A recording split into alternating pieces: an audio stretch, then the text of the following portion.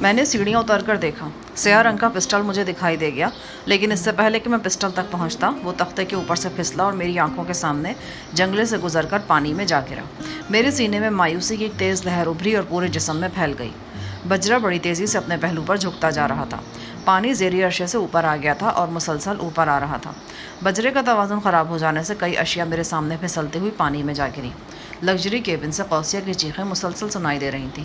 یہ بڑے سنگین لمحے تھے۔ میں اپنی جان تو بچا سکتا تھا، لیکن قوسیہ کی جان بچانے کے لیے مجھے کسی ہتھیار کی ضرورت تھی۔ ہتھیار کے بغیر اس کے بازو کو ہتھکڑی سے چھڑانا ممکن نہیں تھا۔ دفعتاً میرا دھیان اس روسی رائفل کی طرف چلا گیا جو کچھ دیر پہلے بجرنگ کے ہاتھوں سے چھوٹ کر زیریں عرشے پر گری تھی۔ زیریں عرشے کی ایک روشنی ابھی تک جل رہی تھی۔ میں نیچے اترا۔ پانی میری کمر تک پہنچ رہا تھا۔ چند قدم آگے گیا تو بجرنگ کی رائفل مجھے نظر آ گئی۔ وہ ایک الٹی ہوئی میز پر آڑی ترچھی پڑی تھی۔ اس کی پوزیشن بتا رہی تھی کہ پسٹل کی طرح وہ بھی کسی بھی وقت سمندر میں گر سکتی ہے۔ میں رائفل تک پہنچا، پھر سیڑھیاں چڑھتا ہوا واپس لگژری کیبن میں آ گیا۔ قوسیہ ہیجانی انداز میں بار بار اپنی ہتھکڑی کو جھٹکے دے رہی تھی۔ یہی وقت تھا جب اچانک در و دیوار گھوم گئے۔ پورے کا پورا بجرا اپنے بائیں پہلو پر الٹا تھا اور پانی میں الجھن ہونے لگا۔ دیکھتے ہی دیکھتے سمندر کا نمکین پانی فراٹے بھرتا ہوا کیبن میں داخل ہونے لگا۔ کیبن کی ایک جانب پہ شیشے چھناکے سے ٹوٹ گئے۔ قوسیہ کی پوزیشن عجیب ہو گئی تھی۔ وہ پہلے بستر پر بیٹھی تھی، اب بجرا الٹنے سے وہ ہوا میں معلق ہو گئی تھی۔ ہتھکڑی والا ہاتھ اوپر اٹھا ہوا تھا۔ چند سیکنڈ کے اندر پانی کی سطح خطرناک حد تک اونچی ہو گئی۔ کیبن کا فرش اب میرے لیے دیوار کی صورت اختیار کر گیا تھا۔ میں اس دیوار پر چلتا ہوا قوسیہ کے نزدیک پہنچا۔ وہ کرہا کر بولی، جلدی کرو، میں ڈوب رہی ہوں۔ میں نے کہا، تم اپنا چہرہ دوسری طرف پھیرو، میں ہتھکڑی پر فائر کرتا ہوں۔ لیکن کچھ نہیں ہوگا، گھبراؤ مت۔ اس نے اپنا چہرہ اور جسم ہتھکڑی کے زیریں سرے سے دور ہٹا لیا۔ بجرنگ نے اس رائفل سے مجھ پر برسٹ چلایا تھا۔ رائفل ابھی تک برسٹ پر ہی سیٹ تھی۔ میں نے اسے سنگل شاٹ پر سیٹ کیا اور اوپر تلے 2 فائر ہتھکڑی کی زنجیر پر کیے۔ اسٹیل کی زنجیر ٹوٹ گئی۔ پانی اب ہمارے سروں سے اوپر ہو چکا تھا۔ یہ لگژری کیبن پورے کا پورا پانی سے بھر گیا۔ سمندری پانی کا خاص ذائقہ اور بو باس ہوتی ہے۔ یہ نمکین پانی ہماری آنکھوں اور نتنوں میں گھس رہا تھا۔ ایک طرح سے پانی کی قبر تھی جس میں ہم تھوڑی دیر کے لیے دفن ہو گئے تھے۔ قوسیہ کے ہاتھ پاؤں کی حرکت سے اندازہ ہوتا تھا کہ وہ بڑی اچھی تیراک ہے، لیکن جس جگہ ہم پھنس گئے تھے وہاں زندہ بچنے کے لیے فن تیراکی سے زیادہ قسمت کا اچھا ہونا ضروری تھا۔ کیبن کی جس دیوار نے چھت کی شکل اختیار کر لی تھی اس میں کوئی کھڑکی نہیں تھی، ورنہ ہم اوپر کی طرف نکل جاتے۔ اب ہم نے اس دیوار کی طرف جانا تھا جس نے فرش کی جگہ لی تھی۔ اس دیوار میں وہ دروازہ تھا جس میں سے تھوڑی دیر پہلے گزر کر میں اندر آیا تھا۔ میں نے قوسیہ کا بازو تھاما اور غوطہ خوری کے انداز میں مزید نیچے کی طرف گیا۔ کیبن کے پانی میں تیرتی ہوئی انگنت چیزیں ہم سے ٹکرا رہی تھیں۔ ہم کیبن کے دروازے سے باہر نکلے۔ میں نے قوسیہ کی آنکھوں کو شدید خوف کے عالم میں کھلتے دیکھا۔ ہم سے صرف چند فٹ کی دوری پر ایک گارڈ کی لاش پانی میں تیر رہی تھی۔ اس کی قمیض ملبے کے ایک حصے میں الجھی ہوئی تھی۔ اس کا پیٹ میرے خنجر سے چاک ہوا تھا۔ اس کی انتڑیاں پانی میں معلق تھیں۔ ہم اس لاش سے پہلو بچاتے ہوئے اوپر کی طرف اٹھے۔ ہم کوئی تجربہ کار غوطہ خور نہیں تھے۔ 30-40 سیکنڈ کے اندر ہی دم گھٹنا شروع ہو گیا۔ قوسیہ کی حالت بہت بری تھی۔ یوں لگتا تھا کہ ابھی 2-4 سیکنڈ میں اس کی ہمت جواب دے جائے گی۔ میں نے اس کا بازو مضبوطی سے تھام رکھا تھا اور حتی الامکان تیزی سے اوپر اٹھنے کی کوشش کر رہا تھا۔ یہ ایک نہایت سخت اور کٹھن کوشش ثابت ہوئی۔ قوسیہ کا دم راستے میں ہی ٹوٹ گیا۔ خود میرے منہ میں بھی نمکین پانی چلا گیا۔ بہرحال کسی نہ کسی طور میں قوسیہ کو سطح آب پر لانے میں کامیاب ہوا۔ وہ بری طرح کھانس رہی تھی اور اکائیاں لے رہی تھی۔ سطح آب پر آنے کے بعد اندازہ ہوا کہ بجرا پورے کا پورا پانی میں نہیں ڈوبا تھا۔ اس کے دائیں پہلو کا کچھ حصہ اب بھی پانی سے باہر تھا۔ دراصل یہاں سمندر بہت زیادہ گہرا نہیں تھا۔ بجرے کا زیریں حصہ کہیں تہہ میں ٹک گیا تھا۔ یہ صورتحال ہمارے حق میں تھی۔ میں نے کوشش کی اور بدحال قوسیہ کے ساتھ بجرے کے پہلو کی دیوار پر چڑھنے میں کامیاب ہو گیا۔ ہم جس حصے پر چڑھے اس کا رقبہ بمشکل 15 فٹ ضرب 10 فٹ ہوگا۔ باقی تمام بجرا پانی کے اندر تھا۔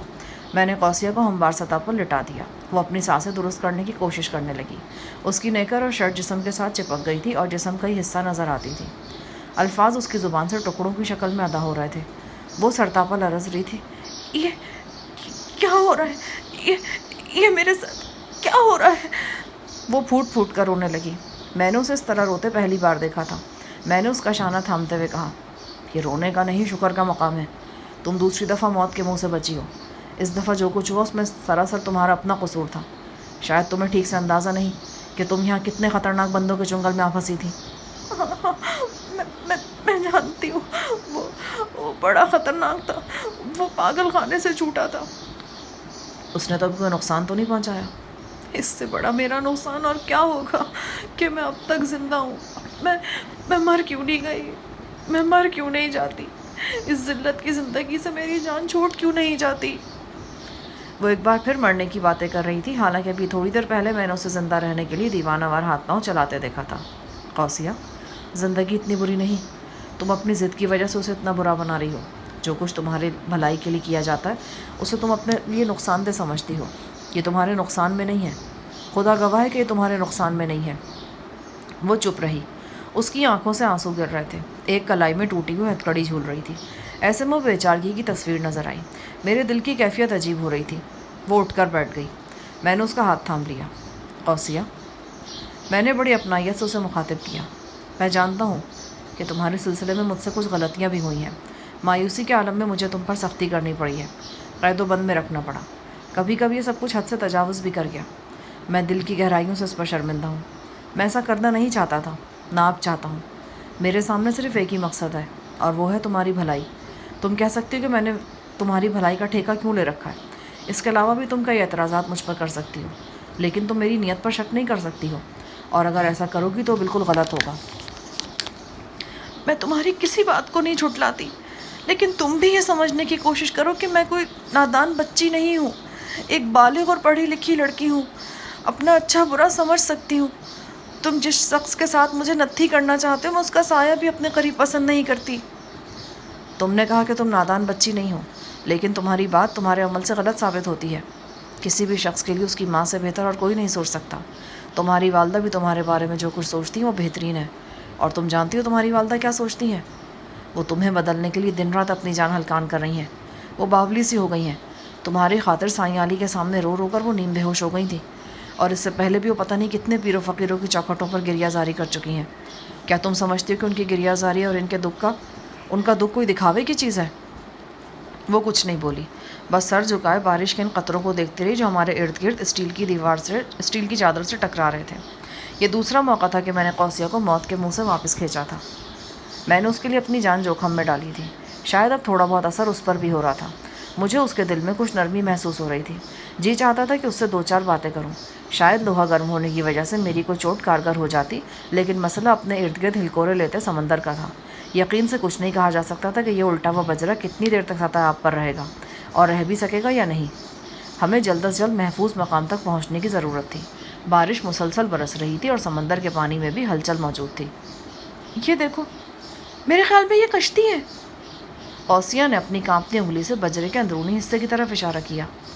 ہاں، ہے تو کشتی، لیکن اسے بجرے سے اتارنا کافی مشکل ہوگا، میں نے کہا۔ تفریحی بجروں اور اسٹیمرز وغیرہ میں اس طرح کی چھوٹی کشتیاں موجود ہوتی ہیں۔ انہیں ہنگامی حالت میں استعمال کیا جاتا ہے، یا پھر جب کنارے پر پانی اتھلا ہو تو ایسی چھوٹی کشتیوں کو استعمال کیا جاتا ہے۔ ایسی ہی یہ کشتی بجرے میں بھی تھی، اسے رسے سے باندھا گیا تھا۔ میں پانی سے اتر کر کشتی کی طرف بڑھا اور اسے بجرے سے علیحدہ کرنے کی کوشش کرنے لگا۔ روسی رائفل بدستور میرے گلے سے جھول رہی تھی۔ یہ جدید طرز کی مہنگی رائفل تھی۔ پانی میں بھیگنے، بلکہ بری طرح بھیگنے کے باوجود یہ قابل استعمال تھی۔ ایسی رائفلیں عام طور پر نیوی کے استعمال میں ہوتی ہیں۔ کشتی ربڑ کی تھی، اس کے ساتھ سخت پلاسٹک کے دو اسٹائلش چپو تھے۔ بجرا الٹنے کی وجہ سے کشتی بھی الٹ گئی تھی اور رستوں میں الجھی ہوئی تھی۔ 10-15 منٹ کی سخت کوشش کے بعد میں اسے علیحدہ کرنے میں کامیاب ہو سکا۔ بجرے سے علیحدہ ہوتے ہی سرخ رنگ کی کشتی ابھر کر سطح آب پہ آ گئی۔ میں نے کشتی سے منسلک نائلون کی رسی کو ایک آہنی راڈ سے باندھ دیا اور خود قوسیہ کے پاس آ گیا۔ آؤ چلیں۔ کہاں جائیں گے؟ کنارے کی طرف، اور کہاں؟ زیادہ فاصلہ نہیں ہے، مشکل سے آدھا کلومیٹر کی دوری ہوگی۔ لیکن کنارے پر اگر اسی بدماش کے بندے ٹکرا گئے تو؟ یہاں بھی تو اس کے بندے تھے، انہوں نے ہمارا کیا بگاڑ لیا؟ قوسیہ نے نظر بھر کر میری طرف دیکھا۔ ان نظروں میں کچھ مختلف کیفیت تھی۔ مجھے لگا جیسے وہ آج مجھے ایک دشمن کی نگاہ سے نہیں دیکھ رہی۔ آج تک بہت کچھ ہو چکا تھا۔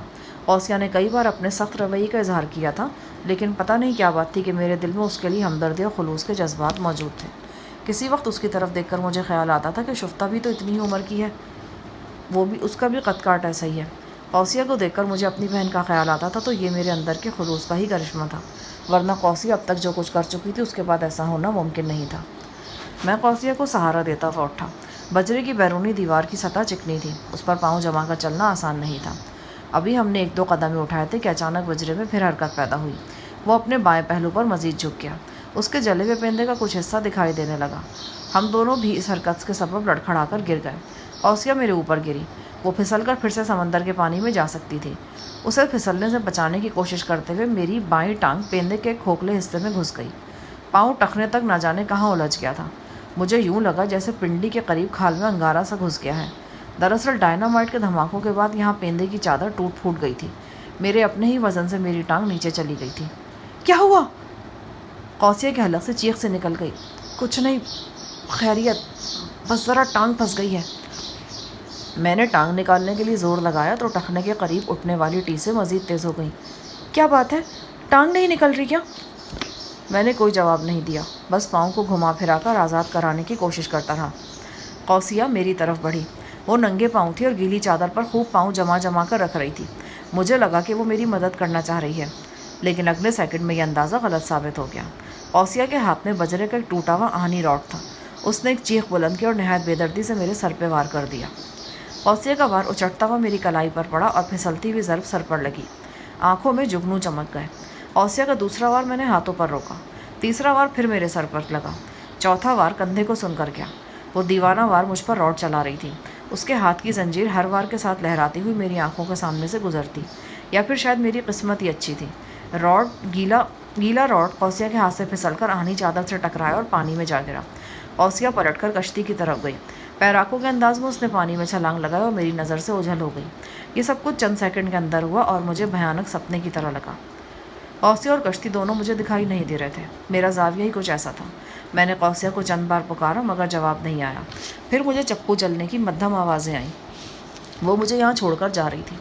टांग बुरी तरह फंसी हुई थी। अगर मैं ज़्यादा ज़ोर लगाता तो हड्डी वगैरह टूटने का अंदेशा था।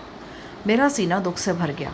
कौसिया ने यह रवैया चंद दिन या चंद हफ्ते बाद अपनाया होता तो और बात थी, लेकिन अभी तो उसकी ज़िंदगी की खातिर मैंने अपनी जान को हल्कान किए 1 घंटा भी नहीं गुजारा था, बल्कि शायद आधा घंटा भी नहीं हुआ था। वो इंतहाई बेहिसी का मुजाहरा करती हुई एक बार फिर अपने पुराने रास्ते पर चल पड़ी थी। वो वाकई शेख आसिम की बहन थी। करीबन 3-4 मिनट बाद मुझे अपनी पोजीशन से कौसिया की झलक दिखाई दी। बिजली ज़ोर से चमकी। मुझे सुर्ख कश्ती में नीली नेकर वाली कौसिया दिखाई दी। वो तेज़ी से चप्पू चलाती हुई बहाव के साथ किनारे की तरफ जा रही थी। एकदम मेरे सीने में अंगारे से दहक उठे। रूसी राइफल अभी तक मेरी गर्दन से झूल रही थी। मैंने राइफल उतारी और कश्ती का निशाना लिया। एक बार तो जी मैं कि एक ब्रश चलाकर उसे शूट कर दूं, लेकिन यह ख्याल सिर्फ चंद सेकंड के लिए आया। उसके बाद जहन में छूटती हुई चिंगारियां सर्द पड़ गईं। रूसी राइफल का रुख कश्ती की तरफ ही रहा, मगर मेरी अंगुश्त शहादत ट्रिगर से बहुत दूर हट गई। मैं कश्ती के हिवले को खुद से दूर जाते देखता रहा। मैं अपने फंसे हुए पाँव की पोजीशन को समझने की कोशिश कर रहा था। कुछ देर बाद अचानक पता नहीं किस तरह पाँव निकल आया। इससे पहले मैं बहुत ज़्यादा ज़ोर लगा चुका था, लेकिन पाँव आज़ाद नहीं हुआ था। मैंने टखने पर हाथ फेरा। खाल छिल गई थी और खून भी रिस रहा था। जूता फट गया था। मैंने राइफल संभाली और इर्द गिर्द का जायज़ा लेने लगा। दूर मगरिब की सिमत कुछ फासले पर साहिल की मध्यम रोशनियाँ दिखाई दे रही थीं। फिर मुझे एक लांच का हिवला नज़र आया। मेरे दिल ने गवाही दी कि ये वही लांच है जिस पर मैं और पाशा यहाँ पहुँचे थे। लांच की हेडलाइट्स बुझी हुई थी। बारिश में लांच के इंजन का शोर बहुत मध्यम सुनाई देता था। जब लांच 50-40 मीटर की दूरी पर रह गई तो उसकी हेडलाइट्स ऑन हो गई। मैंने पहचान लिया, ये वही लांच थी। थोड़ी देर बाद हेडलाइट्स मेरे जिस्म पर पड़ने लगी और फिर पाशा की बुलंद आवाज़ सुनाई दी। ये क्या हुआ शाहजहान? बजरा कहाँ गया? बजरा पानी पी रहा है, मैंने भी बुलंद आवाज़ से कहा। और वो हरामी पागल, उसकी वजह से तो मछलियाँ पागल होने वाली हैं। क्या मतलब? मछलियाँ उसका गोश्त खाएंगी तो पागल ही होंगी ना, वो मर चुका है। और लड़की? मैंने सीने में उठने वाली दर्द की लहर को दबाते हुए कहा। वो चली गई है। तुम्हें रास्ते में नहीं मिली? शक तो पड़ा था कि कोई छोटी कश्ती गुजरी है। ये वही थी। अब तो किनारे पर उतरकर गायब भी हो चुकी होगी, लेकिन उसे तो तुम्हारे साथ होना चाहिए था। पाशा ने लांच पर से हाँक लगाई। यार क्या उधर से सब कुछ पूछ लोगे या मुझे यहाँ से उतारोगे भी? पाशा की हिदायत पर ड्राइवर लांच को डूबे हुए बजरे के बिल्कुल करीब ले आया। लांच की लाइट्स में नज़र आ रहा था कि पानी में बड़े बड़े बुलबुले बन रहे हैं, जिसका मतलब था कि बजरा अब भी धीरे धीरे डूब रहा है। पाशा ने हाथ बढ़ाकर मुझे लांच पे खींच लिया। हम जितनी जल्दी यहाँ से निकल जाते इतना ही अच्छा था। बजरे की ग़रक़ाबी और 3 अफराद की हलाकत की सूरत में यहाँ एक संगीन वाक़या रूनुमा हो चुका था। कोस्ट गार्ड्स किसी भी वक्त यहाँ पहुँच सकते थे। लांच की अंदरूनी रोशनी में मैंने अपने टखने का मुआयना किया। सारा पाँव लहूलुहान हो रहा था। पिंडली पर से खाल भी छिली हुई थी। बहरहाल कोई संगीन चोट नहीं आई थी। लांच का ड्राइवर अभी तक पाशा के गन पॉइंट पर था। पाशा की हिदायत पर ड्राइवर तेज़ी से मंडाली के साहिल की तरफ रवाना हो गया। साहिल पर पहुंचकर हमने उस सुर्ख कश्ती की तलाश शुरू की जिस पर कौसिया फरार हुई थी। جلد ہی لانچ کی روشنی میں ہمیں وہ کشتی کنارے سے قریباً 50 میٹر دور لہروں پر ڈگمگاتی نظر آ گئی۔ وہ خالی تھی اور چپو غائب تھے۔ کہیں وہ ڈوب تو نہیں گئی؟ پاشا نے خیال ظاہر کیا۔ اتنی کچی نہیں ہے وہ، لگتا ہے زبردست قسم کی پیراک بھی ہے، مگر تیرنے والے ہی ڈوبتے ہیں۔ وہ تیری نہیں ہے نا، کنارے پر پہنچ کر اتری ہے اور کشتی کو کھلا چھوڑ دیا جو لہروں کے زور سے واپس چلی گئی ہے۔ جلدی ہمیں کنارے کی ریت میں قوسیہ کے پاؤں کے نشان مل گئے۔ ٹارچ کی روشنی میں نسوانی ننگے پاؤں کے نقوش صاف پہچانے جا سکتے تھے۔ پاشا نے لانچ کے ڈرائیور کی مشقیں اچھی طرح کس دی اور اس کے منہ میں انجن صاف کرنے والا بدبودار کپڑا ٹھونس دیا۔ اب ڈرائیور کی طرف سے ہمیں کوئی اندیشہ نہیں تھا۔ ہم نے رمجھم برستی بارش میں ٹارچوں کی مدد سے قریباً 1 گھنٹے تک قوسیہ کی تلاش جاری رکھی۔ ساحل سے 50-60 میٹر کے فاصلے سے ہی گھنے درختوں کا سلسلہ شروع ہو جاتا تھا۔ وہاں پہنچ کر کسی بھی شخص کا خود کو کیموفلاج کر لینا بہت آسان تھا۔ صبح کے آثار نمودار ہونے شروع ہو گئے تھے۔ اب ہمارا یہاں مزید ٹھہرنا خطرناک تھا۔ اگلے 2-3 روز بے حد ہنگامہ خیز تھے۔ بجرنگ کی موت اور تفریحی بجرا ڈوبنے کی خبر اخبار میں شہ سرخیوں کے ساتھ شائع ہوئی۔ ہمیں ایک بار پھر اپنی رہائش گاہ تبدیل کرنا پڑی۔ پچھلی مرتبہ بھی قوسیہ کے غائب ہو جانے کے بعد ہمیں ایسا کرنا پڑا تھا، لیکن تب اس احتیاط کا کوئی فائدہ نہیں ہوا تھا۔ اس مرتبہ یہ احتیاط بڑی کارگر ثابت ہوئی۔ ہمیں گال روڈ والی رہائش گاہ تبدیل کے چند ہی گھنٹے ہوئے تھے کہ وہاں کولمبو پولیس کی طرف سے زبردست دھاوا بولا گیا۔ نہ صرف یہ کہ ہماری رہائش گاہ کو تہہ و بالا کر دیا گیا، بلکہ آس پاس کے مکینوں کی بھی بہت کم بختی آئی۔ درجنوں معزز شہریوں کو گرفتار کیا گیا اور انگنت ملازم پیشہ زیر حراست آئے۔ اس واقعے کے صرف چند گھنٹے بعد ایک اور نہایت سنگین واقعہ ہوا۔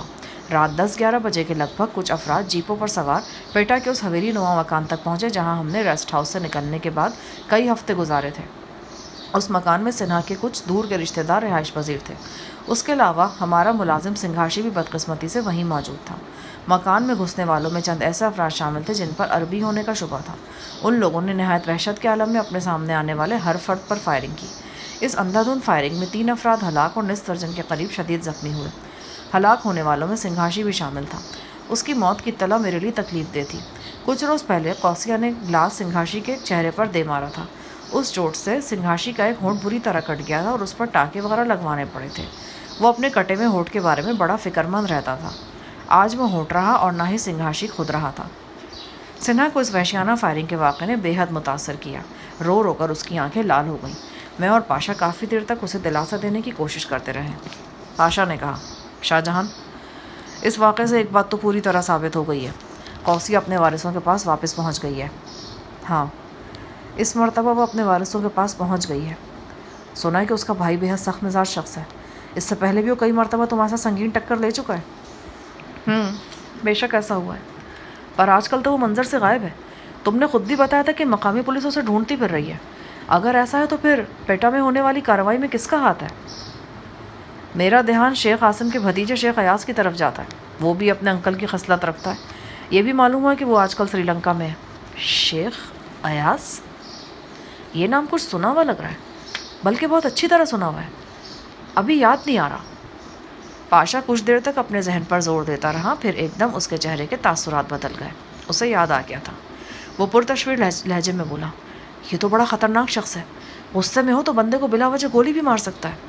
لڑکیوں کو پھانسنے اور انہیں خراب کرنے میں بھی ید تولا رکھتا ہے۔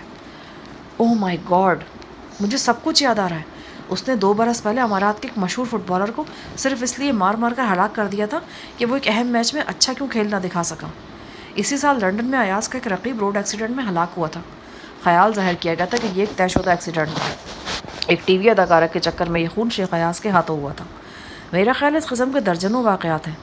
مجھے معلوم نہیں تھا کہ یہ شیخ ایاز شیخ عاصم کا رشتہ دار ہے۔ ہماری یہ گفتگو ٹیمپل روڈ کی کوٹھی میں ہو رہی تھی۔ اس کوٹھی میں ہم 1 روز پہلے ہی منتقل ہوئے تھے۔ پاشا بڑی رازداری سے یہاں پہنچا تھا۔ ابھی ہم بات کر ہی رہتے کہ سنہا کا ایک ملازم ہاپتا ہوا وہاں پہنچا۔ اس نے نئی اطلاع دیتے ہوئے بتایا، پیٹا والے مکان میں کسی نے 2 دستی بم پھینکے ہیں۔ 2-3 کمروں کی چھتیں گر گئی ہیں اور آگ لگ گئی ہے۔ کب کی بات ہے؟ شام کی فوراً بات کی، یہی کوئی 1 گھنٹہ پہلے۔ کوئی ہلاکت تو نہیں ہوئی؟ ابھی کچھ خبر نہیں جی، لگتا ہے کہ مالی نقصان کافی ہوا ہوگا۔ آگ ساتھ والے گھروں تک بھی چلی گئی ہے۔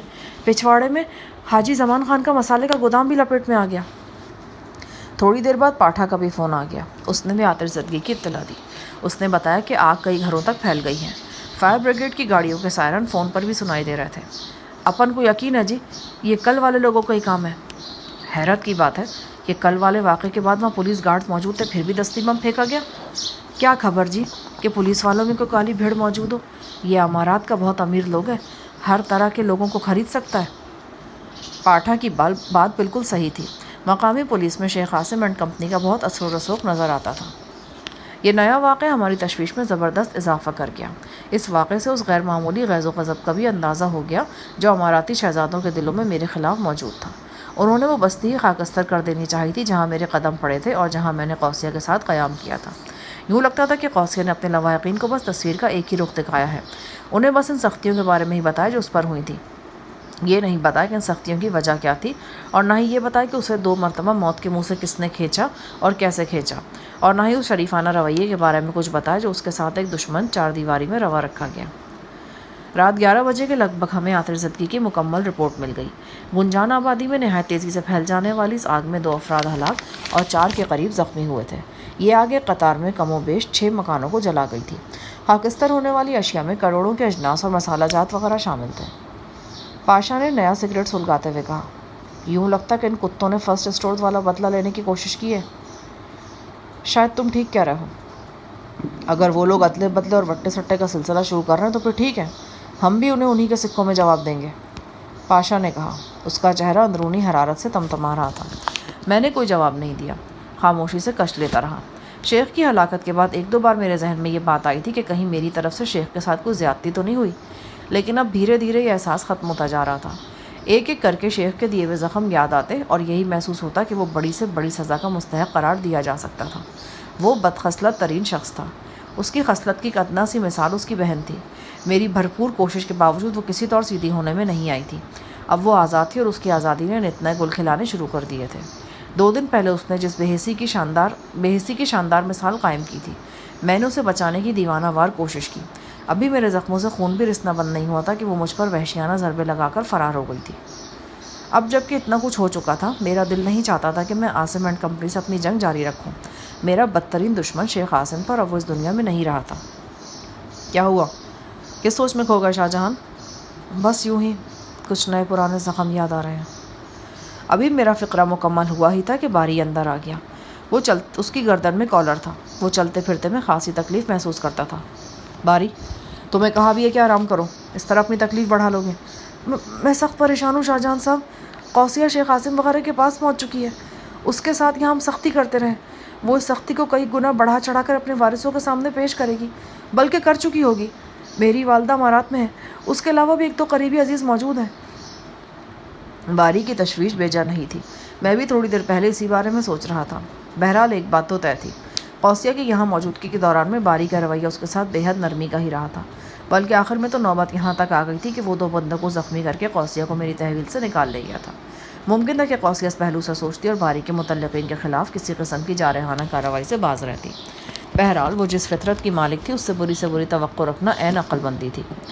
رات تو جیسے تیسے گزر گئی۔ اگلے روز صبح سویرے ہمیں جو پہلی خبر ملی وہ یہ تھی کہ شیخ ایاز بنفس نفیس کولمبو میں موجود ہے اور اس کے عزائم نہایت خطرناک ہیں۔ سنا نے بتایا، ان لوگوں کو یقین ہو چکا جناب کہ شیخ عاصم آپ کی تحویل میں ہے۔ وہ زندہ ہے یا مردہ، دونوں صورتوں میں صرف آپ ہی اس کے بارے میں جانتے ہیں۔ شیخ ایاز کا پتہ ٹھکانہ معلوم ہوا؟ نہیں جناب، شیخ عاصم کے اغوا کے بعد سے وہ لوگ اپنی سیکیورٹی کی طرف سے بے حد محتاط ہیں۔ ایاز اور اس کے قریبی ساتھیوں کا کچھ پتہ نہیں۔ ہاں، اس کے چند ساتھیوں کے متعلق خبر ملی ہے کہ وہ ہوٹل ڈی لارنس میں موجود ہیں۔ کیا یہ مصدقہ اطلاع ہے؟ تقریباً مصدقہ ہی سمجھے جی۔ ابھی 5-10 منٹ میں مزید تفصیلات معلوم ہو جائیں گی۔ وائرلیس پر میرا رابطہ اپنے ساتھیوں سے ہے۔ قریباً 1 گھنٹہ اسی طرح گزر گیا۔ تب ایک ایسی اطلاع آئی جس نے ہمیں جھنجھوڑ کر رکھ دیا۔ سنہا کے ایک ملازم نے آ کر سنہا کو بتایا کہ باری صاحب بے حد پریشان ہیں اور رو رہے ہیں۔ میں اور پاشا فوراً باری کے کمرے میں پہنچے۔ جب سے باری اپنی ناقابل اصلاح بیوی کے ہاتھوں زخمی ہوا تھا، وہ سخت دکھی اور پریشان نظر آتا تھا۔ میں نے باری پر کوئی الزام دھرا اور نہ ہی بات دہرائی، پھر بھی وہ اپنے طور پر بے حد شرمسار رہتا تھا۔ بات کرتے ہوئے بھی وہ شاذ و نادر ہی مجھ سے آنکھ ملاتا تھا۔ جب ہم کمرے میں پہنچے تو باری فون سیٹ کے پاس بیٹھا تھا اور چہرہ ہاتھوں میں چھپا کر سسک رہا تھا۔ ہماری آمد کو محسوس کر کے وہ یکدم کھڑا ہو گیا۔ اس کی آنکھیں سرخ انگارہ ہو رہی تھیں۔ کیا ہوا باری؟ وہ سر جھکا کر بولا، وہی ہوا جناب جس کا خطرہ تھا۔ شیخ عاصم نے والدہ کو اغوا کرا لیا ہے۔ وہ گھر پر موجود نہیں ہے، نہ ہی انہوں نے اپنے پیچھے کوئی اطلاع چھوڑی ہے۔ مجھے یقین ہے والدہ شیخ عاصم کے ہی پاس ہیں۔ میں نے دل میں سوچا، اللہ نہ کرے تمہاری والدہ شیخ قاسم کے پاس ہو۔ باری کی آنکھوں سے ساون کی جھڑی لگ گئی تھی۔ وہ والدہ سے بے حد پیار کرتا تھا، ان کے سوا اس کا دنیا میں کوئی بھی نہیں تھا۔ پاشا کے چہرے پر بھی اس خبر نے تفکر کے آثار پیدا کر دیے۔ میرے ذہن میں کھلبلی مچی ہوئی تھی۔ عاصم تو اس معاملے میں ملوث تھا نہیں اور نہ ہی ہو سکتا تھا۔ یقیناً یہ بھی شیخ کے لواحقین کی ہی کارستانی تھی۔ اگر باری کی والدہ کو زبردستی کہیں لے جایا گیا تھا تو پھر اس میں سراسر ایاز اور اشارب وغیرہ کا ہی ہاتھ ہو سکتا تھا۔ ہماری موجودگی میں ہی باری نے ابوظہبی فون کیا اور اس بات کی تصدیق کی کہ ریاض لاپتہ ہیں۔ حالات میں ایک دم سنگین قسم کی تیزی پیدا ہو گئی۔ قوسیہ کے جانے کے فوراً بعد قوسیہ کے ہمدردوں کی طرف سے جارحانہ کارروائیاں شروع ہو گئی تھیں۔ شکر کا مقام یہ تھا کہ پاکستان میں میرا کوئی ایسا قریبی عزیز منظر عام پر نہیں تھا جسے ایاز اور اس کے حواری نقصان پہنچا سکتے۔ جہاں تک زرین اور صفدر کا معاملہ تھا، مجھے ان کی طرف سے زیادہ تشویش نہیں تھی۔ میں نے زری کو مکمل ہدایات جاری کر رکھی تھیں اور وہ اپنی اور صفدر کی سیکیورٹی کی طرف سے ریڈ الرٹ تھا۔ ہم کامن روم میں پہنچے تو وائرلیس پر سنہا کسی سے بات کر رہا تھا۔ دراصل اسی کال کا اس کو انتظار تھا۔ اس گفتگو کے نتیجے میں سنہا کو ان لوگوں کے بارے میں مزید معلومات حاصل ہوئی جن کا تعلق شیخ ایاز سے تھا اور جو ہوٹل ڈی لارنس میں کسی جارحانہ مقصد کے تحت جمع تھے۔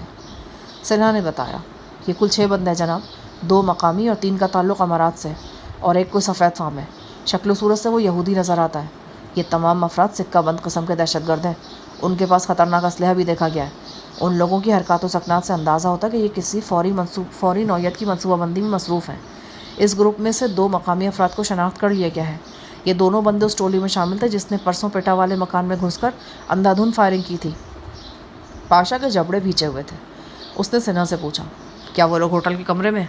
نہیں جناب، 2 گھنٹے پہلے تک وہ ہوٹل میں ہی تھے، پر اب وہ ایک قریبی کوٹھی میں جمع ہے۔ پاشا نے سنہا سے کہا، اگر تمہیں زحمت نہ ہو تو ہم 2 منٹ علیحدگی میں بات کرنا چاہتے ہیں۔ سنہا فوراً اپنے ساتھیوں سمیت باہر چلا گیا۔ پاشا نے مجھ سے کہا، میرا خیال ہے اب ہمیں کچھ کرنا چاہیے، پہلے ہی کافی بے گناہ مارے جا چکے ہیں۔ کیا کرنا چاہتے ہو؟ پاشا کے منہ سے گالی نکلی، یار اب بھی پوچھ رہا کیا کرنا چاہتے ہو؟ سارے حرامزادے ایک جگہ جمع ہیں، بھون ڈالتے ہیں سالوں کو۔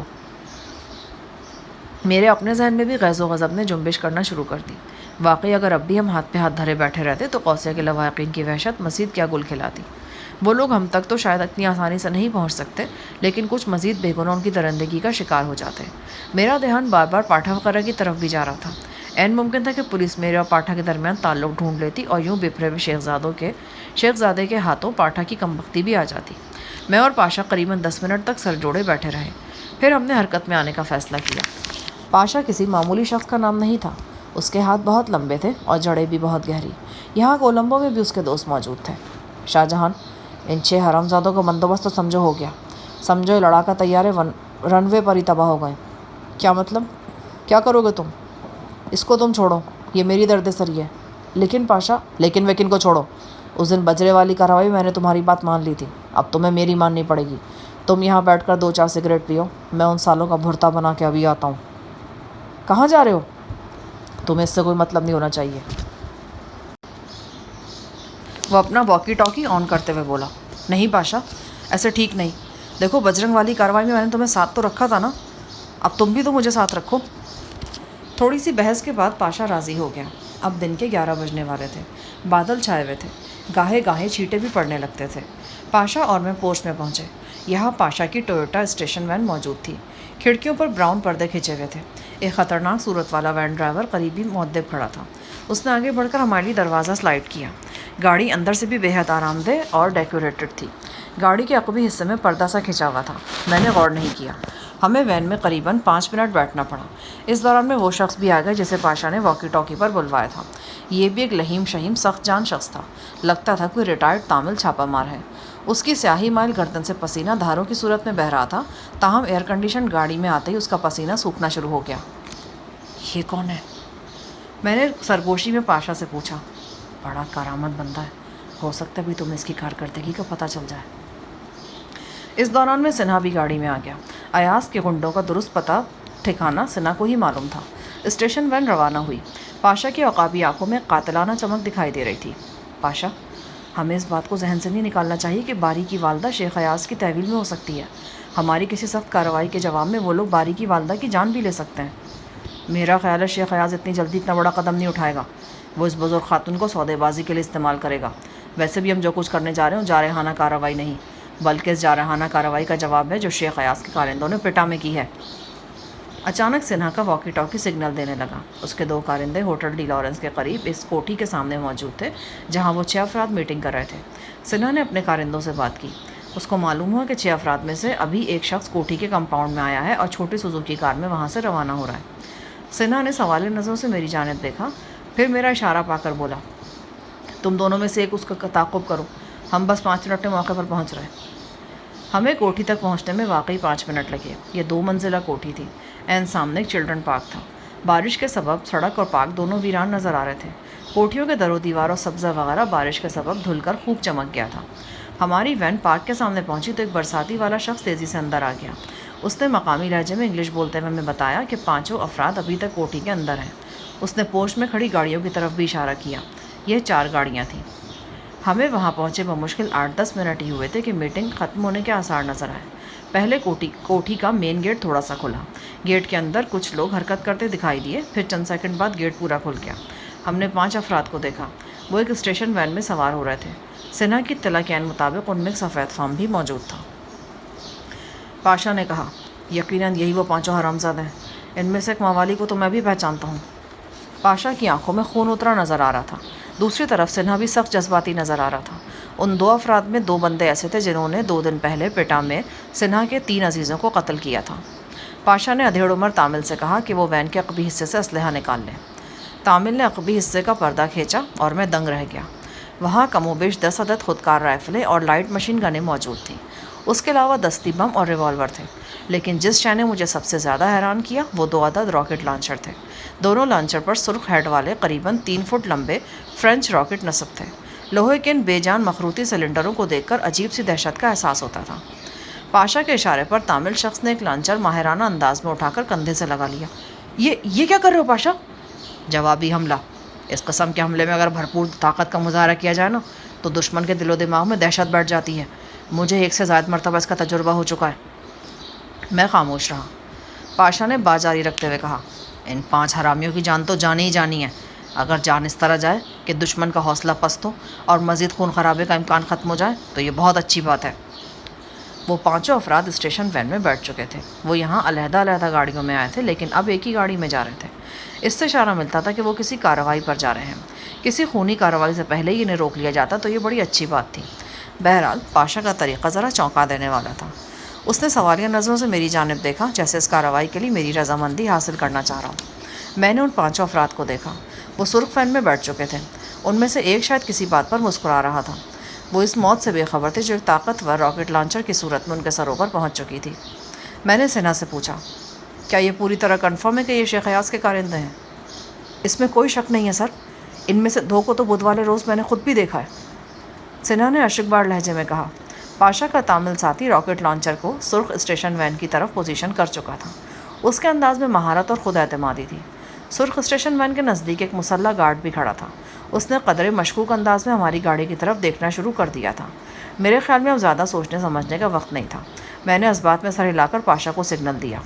پاشا نے تامل نشانے باز کو فائر کا حکم دیا اور اس کے ساتھ ہی ایک کھڑکی کا رنگدار شیشہ تیزی سے پیچھے ہٹا دیا۔ سرخ ہیڈ والے راکٹ اور سرخ وین کے درمیان قریباً 50 میٹر کا فاصلہ تھا۔ تامل نے راکٹ فائر کیا۔ ایک زوردار جھٹکے سے شعلہ سا لپکا اور سرخ اسٹیشن وین کی طرف گیا۔ پھر دھماکے سے آگ کے شعلے بلند ہو گئے۔ میں نے سرخ گاڑی کا ایک دروازہ قریباً 30 فٹ کی بلندی پر پرواز کرتے دیکھا۔ جہاں 2 سیکنڈ پہلے اسٹیشن وین تھی وہاں آگ کے سوا کچھ دکھائی نہیں دے رہا تھا۔ ڈرائیور سمیت وین میں کل 6 افراد تھے۔ وین کے ساتھ ان کے پرخچے بھی اڑ گئے تھے۔ ہماری اسٹیشن وین کے پہیے چرچرائے اور وہ کمان سے نکلے تیر کی طرح مجسمہ چوک کی طرف بڑھ گئی۔ چند ذیلی سڑکوں سے گزرنے کے بعد ہم ٹیمپل روڈ پر آ گئے۔ کچھ آگے جا کر اسی سڑک پر ہماری رہائش گاہ تھی۔ 3 بجے کی ریڈیو نیوز میں اس راکٹ اٹیک کی خبر موجود تھی۔ سپہر کو چھپنے والے اخبار میں بھی خبر نمایاں سرخی میں شائع ہوئی تھی۔ نامعلوم حملہ نے راکٹ کے ذریعے محکمہ سیاحت کی اسٹیشن وین اڑا دی۔ 4 افراد موقع پر ہلاک، ڈرائیور سمیت 2 افراد شدید زخمی، وقوع پر ہر طرف انسانی جسموں کے ٹکڑے۔ اس خبر کے نیچے ایک باکس میں نیوز رپورٹر نے خیال ظاہر کیا تھا کہ یہ واقعہ پیٹا میں ہونے والے تہرے قتل کا رد عمل ہے جو سلسلہ فرسٹ اسٹورز میں خوفناک عاطر زدگی اور شیخ عاصم بن رشد کے اغوا سے شروع ہوا تھا وہ تیزی سے آگے بڑھا ہے۔ اس تناظر میں رپورٹر نے یہ بھی بتایا تھا کہ آج دوپہر ڈی لارنس کے قریب مرنے والوں میں 2 اماراتی باشندے بھی شامل ہیں۔ سنہا کی صلاحیتیں کھل کر سامنے آ رہی تھیں۔ شاید اس کی بہتر کارکردگی کا ایک سبب پیٹا میں ہونے والے خون ریزی کا دکھ بھی تھا۔ سنہا اور اس کے ساتھی بڑی تیزی سے شیخ ایاز کا سراغ لگانے کی کوشش کر رہے تھے۔ اس سلسلے میں پاشا بھی اپنے وسائل استعمال کر رہا تھا۔ یہ بات تو طے تھی کہ ایاز کولمبو میں ہی موجود ہے۔ عین ممکن تھا کہ قوسیہ واپس امارات جا چکی ہو، لیکن ایاز اور اشارف وغیرہ سے اس کا رابطہ ضرور رہا ہوگا۔ شام کے وقت میرے لیے ایک فون آیا۔ دوسری طرف سائیں علی تھا۔ وہ حسب معمول خوب چہک رہا تھا۔ ابھی تک میرے علاوہ کسی کو معلوم نہیں تھا کہ شیخ عاصم اس دنیا سے کوچ کر چکا ہے، لیکن سائیں علی کے بارے میں یقین سے کچھ نہیں کہا جا سکتا تھا۔ ڈاکٹر روی داس کے کلینک میں شیخ کی جو کاٹ چھاٹ ہوئی تھی وہ سائیں کے علم میں تھی۔ عین ممکن تھا اسے یہ بھی علم ہو گیا ہو کہ چند دن پہلے پاٹھا کے ڈیرے پر کسی معذور بھکاری نے خودکشی کی ہے۔ بہرحال اس حوالے سے میں نے سائیں سے کوئی بات نہیں کہی، نہ ہی میں نے اسے کچھ بتایا۔ ہاں، سائیں کی گفتگو میں ایک دو اشارے ایسے ملے جن کے سبب سوچا جا سکتا تھا کہ سائیں شیخ کی رخصتی کے بارے میں جانتا ہے۔ سائیں نے فون پر بتایا، میں تمہارے پاس آ رہا ہوں، مجھے اپنا ایڈریس بتاؤ۔ لیکن ویکن کچھ نہیں، تم نہیں بتاؤ گے تو بھی میں پہنچ ہی جاؤں گا، بس تھوڑا وقت ضائع ہوگا اور میرے ڈرائیور کو تھوڑی تھکاوٹ ہو جائے گی۔ مگر تم یہاں کر کرو گے کیا؟ جو کچھ تم کر رہے ہو اس پہ بہتر ہی کروں گا۔ ایک تو تم سوال بہت پوچھتے ہو، بادشاہوں سے زیادہ سوال نہیں پوچھا کرتے۔ تمہیں پتہ ہے محمود بادشاہ اپنے غلام ایاز سے اتنی محبت کیوں کرتا تھا؟ اس لیے کہ وہ سوال نہیں پوچھتا تھا زیادہ۔ سائیں اپنی بات میں ایاز کا اشارہ دے رہا تھا۔ ممکن تھا کہ وہ اس سلسلے میں مجھے کچھ بتانا چاہتا ہوں۔ میں نے اسے ٹیمپل روڈ کا ایڈریس بتا دیا اور اس کے ساتھ درخواست بھی کی کہ وہ ذرا احتیاط سے آئے۔ قریباً آدھے گھنٹے بعد سائیں علی وہاں آن موجود ہوا۔ اس کی آمد میری توقع اور اندیشے کے عین مطابق تعجب خیز تھی۔ اس کے علاوہ سائیں کی آمد نے مجھے ایک زبردست سرپرائز بھی دیا۔ سائیں علی صاحب ایک بائی سائیکل پر تشریف لائے تھے۔ وہ سائیکل کے کیریئر پر بیٹھے تھے۔ سائیکل چلانے والے کا چہرہ جانا پہچانا تھا، بلکہ چلانے والی کا چہرہ جانا پہچانا تھا۔ وہ کوئی اور نہیں، آفت کی پرکالی سروج تھی۔ پیڈل گھما گھما کر وہ ہانپی ہوئی تھی اور پسینہ اس کی گردن سے دھاروں کی صورت میں بہہ رہا تھا۔ وہ جینز اور شرٹ میں تھی۔ اس کا توبہ شکن جسم اس لباس میں سے پھٹا پڑ رہا تھا۔ پتہ نہیں کس مٹی کی بنی ہوئی فتنہ سامہ لڑکی تھی وہ۔ جس طرح سنگنگ ڈالز کو جیسی لڑکیوں کو دیکھ کر برا خیال ذہن میں نہیں آتا تھا، اسی طرح سروج جیسی لڑکیوں کو دیکھ کر اچھا خیال ذہن میں نہیں آ سکتا تھا۔ مجھے زری کی ایک بات بڑی اچھی طرح یاد تھی۔ شروع میں جب سروج کے ساتھ زری کا سامنا ہوا تو وہ ایک دن کہنے لگا، استاد صاحب ام مفت میں گناہ گار ہو رہا ہے۔ یہ لڑکی جب بھی ہمارے سامنے سے گزرتا ہم ایک دم اس کے ساتھ دست درازی شروع کر دیتا ہے۔ اس خیالی دست درازی کی وجہ سے ہمارا نامہ اعمال ہر روز 7-8 مرتبہ کالا ہوتا ہے۔ سائیکل پوسٹ میں پہنچی تو سائیں علی اچھل کر کیریئر سے نیچے اترا۔ اس نے خود کو ایک بوسیدہ چادر میں کیموفلاج کر رکھا تھا۔ اس کی پنڈلیاں حسب معمول ننگی تھیں اور گلے میں درجنوں گھنٹیاں اور مالائیں کھڑکھڑا رہی تھیں۔ سائیکل اسٹینڈ پر لگا کر سروج ایک طرف مؤدب کھڑی ہو گئی۔ کولمبو میں نے کئی خواتین کو سائیکل چلاتے دیکھا تھا، لیکن کسی خاتون کے پیچھے سائیں جیسے عجوبے کو بیٹھے نہیں دیکھا تھا۔ یقیناً کوٹھی کے ملازمین نے بھی نہیں دیکھا تھا۔ وہ چہروں پر حیرت سجا سائیں علی کو ملاحظہ کر رہے تھے۔ اس سے پہلے کہ سائیں ان حیرت زدہ ملازمین کے ساتھ کوئی جھگڑا شروع کر دیتا، میں باہر نکل آیا۔ میں ہلکے سے میک اپ میں تھا، اس کے باوجود سروج نے مجھے فوراً پہچان لیا۔ اس کا مطلب تھا کہ سائیں نے اسے میرے بارے میں بتا دیا تھا۔ اگر یہاں سائیں علی نہ ہوتا تو سروج دیگر افراد کو خاطر میں لائے بغیر یقیناً مجھ سے لپٹ جاتی، بلکہ وفور مسرت میں اس سے بھی آگے بڑھنے کی کوشش کرتی۔ لیکن اب سائیں موجود تھا، لہٰذا صرف رسمی کلمات ہی اس نے ادا کیے، اور وہ بھی دھیمے لہجے میں۔ اس کی آنکھوں میں رنگین ادائیں مچل رہی تھیں۔ سائیں نے اپنی چادر اتار کر کندھے پر ڈال لی اور چندھیائی ہوئی نظروں سے چاروں طرف دیکھنے لگا۔ سائیکل کے ہینڈل سے ایک مومی لفافہ جھول رہا تھا۔ سائیں نے سروج کو حکم دیتے ہوئے کہا، چلو یہ لفافہ اتارو اور اندر لے جاؤ۔ سروج نے ہدایت پر عمل کیا۔ ہم سائیں کے ساتھ اندر آ گئے۔ اپنی حکومت بحال ہونے کی خوشی میں لڈو بانٹ رہا تھا، سوچا یہاں بھی کچھ لوگ موجود ہیں، انہیں بھی پہنچا دوں۔ اس نے لفافے میں سے نمکین لڈو یعنی لڈو پیٹھیاں والے لڈو نکالے اور بانٹنے شروع کر دیے۔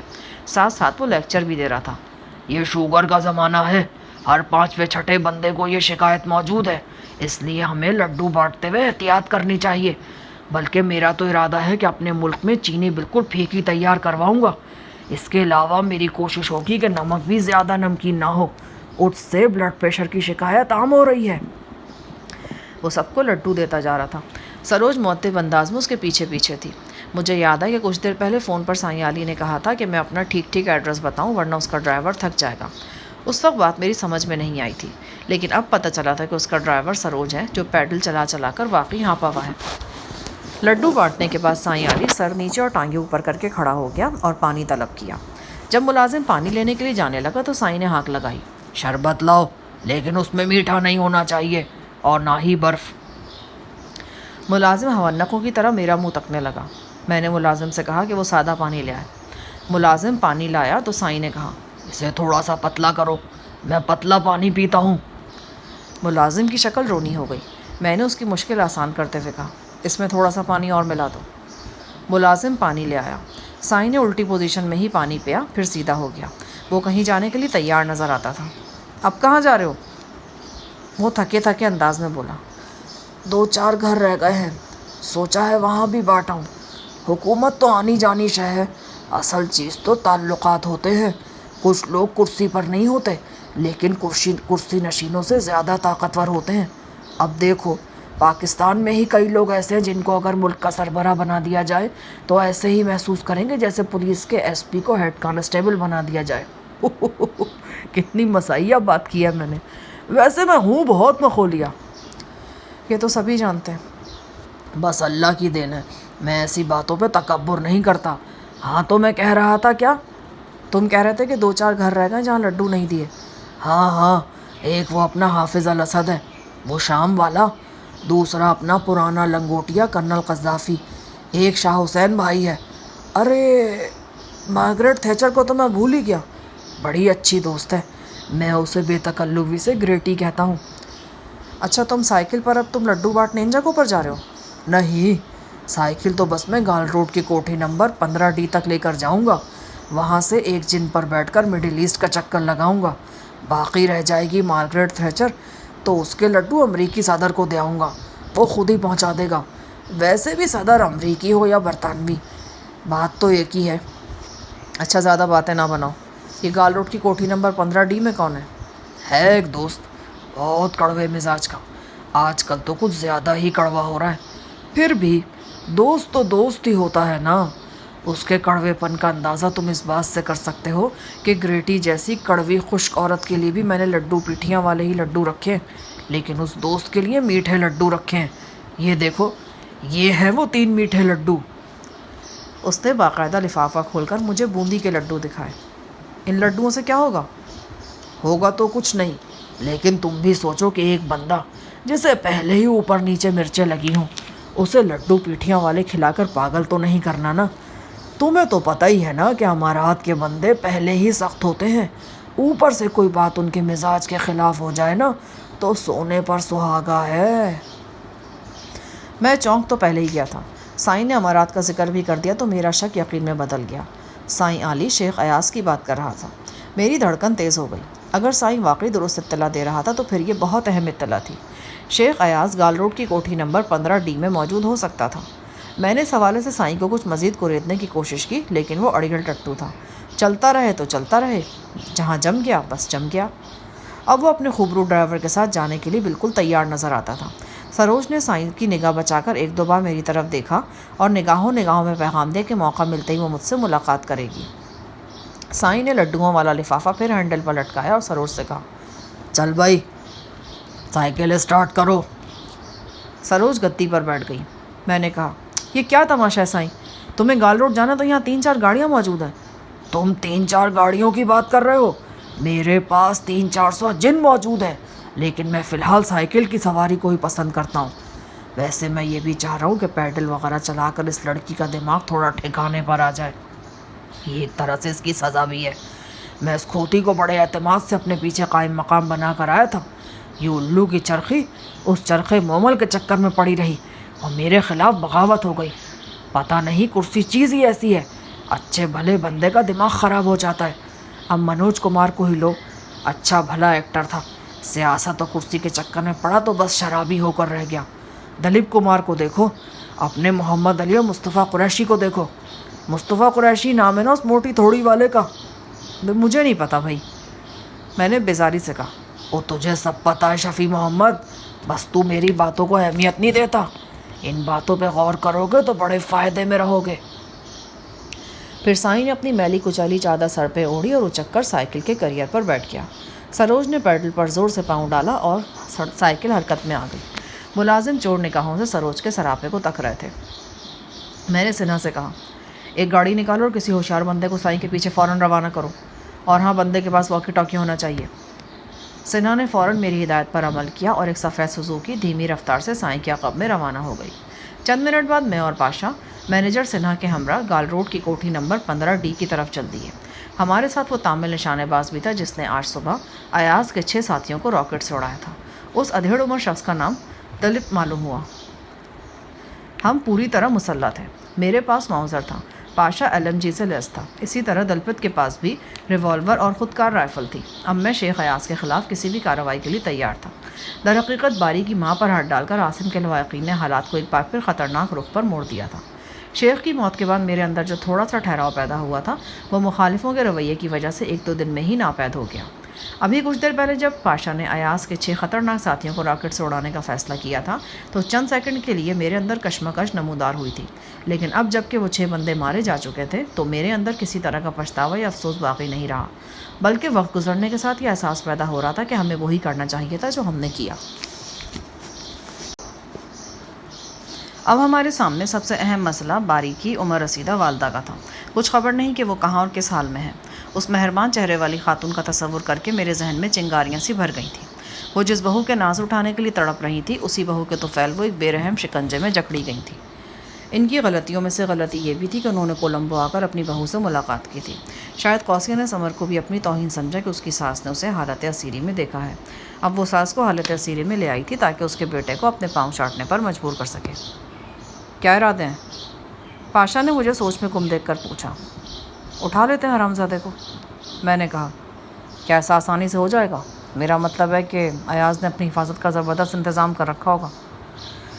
زبردست انتظامات کو ناکارہ بنانے میں ہی تو مزہ آتا ہے پاشا۔ میرے انداز نے پاشا کی آنکھوں میں چمک بڑھا دی۔ اس نے غیر ارادی طور پر اپنی LMG کی شفاف سطح پر ہاتھ پھیرا اور بولا، تم مجھے کہیں بھی پیچھے نہیں پاؤ گے شاہ جہان۔ میں نے کنکھیوں سے اس کی طرف دیکھا۔ آج مجھے یقین نہیں ہو رہا تھا کہ یہ وہی ہارون پاشا ہے جو کسی وقت میرے لیے سراپا موت بنا تھا۔ اس نے مجھے ایک تہخانے میں بند کیا تھا اور ایک اذیتناک موت میرے لیے تیار کر رکھی تھی۔ یقین نہیں ہو رہا تھا کہ یہ وہی شخص ہے جس نے کئی ماہ تک پاکستان کے طول و عرض میں دہشت گردی کا بازار گرم کیے رکھا تھا اور انگنت بے گناہوں کا خون بہا کر اپنے غیر ملکی آقاؤں کو خوش کیا تھا۔ یہ شخص درندگی اور صفاقی کی علامت تھا، لیکن آج وہ میرے شانے سے شانہ ملائے اس گاڑی میں بیٹھا تھا اور میرے دشمن کو اپنا دشمن جان کر اس سے ٹکرانے کے لیے بے قرار تھا۔ شاید اسی کو کایا پلٹ کہتے ہیں۔ پاشا نے چلتی گاڑی سے باہر کے مناظر پر ایک نظر ڈالی اور بولا، تمہاری بات سمجھ میں آتی شاہ جہان۔ اگر ہم ایاز پر قابو پانے میں کامیاب ہو جائیں تو باری کی ماں کے لیے سودے بازی کامیاب کی جا سکتی ہے۔ ان لوگوں کی مجبوری ہوگی کہ وہ خاتون کو رہا کر دیں۔ ہاں، موجودہ حالات میں تو خاتون کی مدد کی یہی صورت نظر آتی ہے، لیکن اس کے لیے پٹاخے وغیرہ چلانے پڑیں گے۔ میرا مطلب ہے 4-5 بندے پھڑکائے بغیر ایاز پر ہاتھ ڈالنا ممکن نہیں ہوگا، اور یہ بھی ہو سکتا ہے کہ مرنے والوں کی تعداد اس سے تھوڑی زیادہ ہو۔ میں نے سنا ہے کہ ایاز کے ذاتی محافظ اس کے لیے انسانی ڈھال بن جاتے ہیں۔ اس طرح کی بہت سی ڈالیں ہم نے گرائی بھی ہیں۔ میں نے سگریٹ سلگاتے ہوئے کہا، تو پھر ٹھیک ہے، دھماکہ؟ بالکل دھماکہ، میں نے جواب دیا۔ پاشا نے اپنی LMG کے ساتھ نیا میگزین اٹیچ کر لیا۔ اس نے ماؤزر کے 2 فالتو میگزین میری جیب میں بھی اڑس دیے۔ تامل ٹائیگر دلپت بھی پوری طرح چوکس ہو گیا۔ وہ ادھیڑ عمر لیکن حرکات و سکنات میں نوجوان کی سی چستی رکھتا تھا۔ اس کے چہرے پر زخموں کے کئی پرانے نشانات تھے جو اس کی جنگجوانہ طبع کے غماز تھے۔ ہمارے ارادے بھانپنے کے بعد سنہا کچھ مضطرب دکھائی دینے لگا۔ وہ سمجھ گیا کہ اگر گال روڈ کی کوٹھی نمبر 15D میں واقعی ایاز موجود ہے تو پھر ایک زبردست ہنگامہ یعنی فل دھماکہ ضرور ہوگا۔ سنہا یوں تو اب تک ایک جیدار اور باصلاحیت شخص ثابت ہوا تھا، لیکن اس کا مزاج مارا ماری اور خون ریزی نہیں تھا۔